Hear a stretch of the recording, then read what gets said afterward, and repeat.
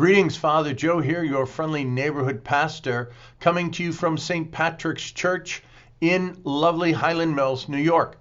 Today is Thursday of the third week in Lent, and our first reading comes from the prophet Jeremiah, and I think we're just going to stick with that today.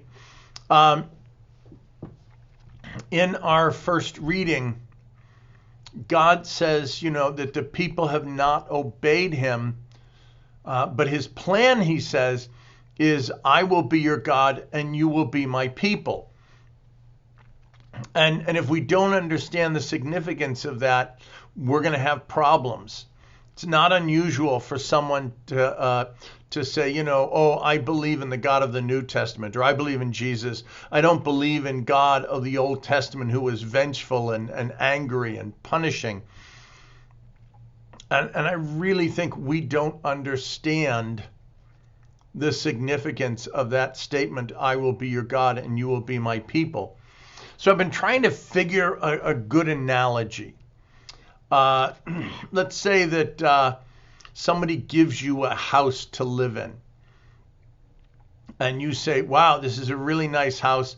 I'll take care of it, like it was your house. And I'll make sure that I don't do anything in the house. I'll just live in the one room. And I'll take care of the rest of it as if I was a maid or a butler. And God would say, no, you don't understand. I don't need a maid or a butler.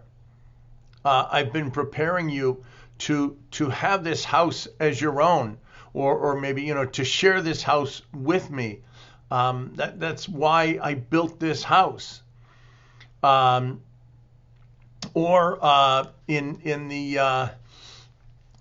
the story of Jeremiah, of Hosea, God tells Hosea to go to the local cultic temple and to marry one of the temple prostitutes.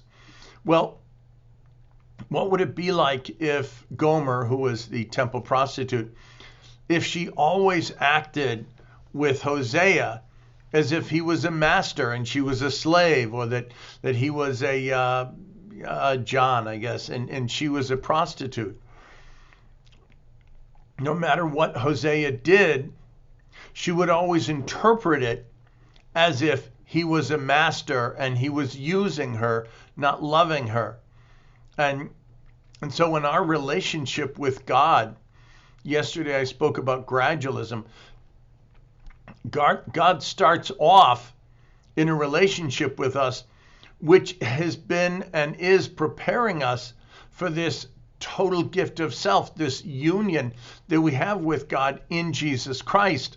But this is not something that happened only after Jesus came. This was the whole point of God's relationship with us. And so how sad it would be if we continued to treat God as some kind of a punishing God. Or even worse, if we say, well, I don't believe in God because he's a punishing God. And, I can just see God scratching his head and going, no, you don't understand. All I've been doing is preparing you for this relationship. So it's good to reread the Old Testament in light of the New Testament.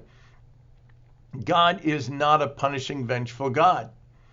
But if we treat him as one, well, you get what you ask for. If we treat God as if he is, if we think he's always trying to punish us, or, he's looking for excuses to keep us out of heaven, we're not going to be in a very deep relationship with him. So be open to the possibility. All right, what would it be like? What would change in my relationship to God if I understood God as loving me and desiring only the best for me, and helping me to get into this relationship by giving me rules, not because rules are good in and of themselves, but because they prepare me to be in this ultimate relationship with God, where in Hebrew, this is basically where you get the names for husband and wife. A husband was called Ishi, which means my man, and the woman was called Ishti, which is my woman. If the woman was a wife by covenant, she would be called Ishti.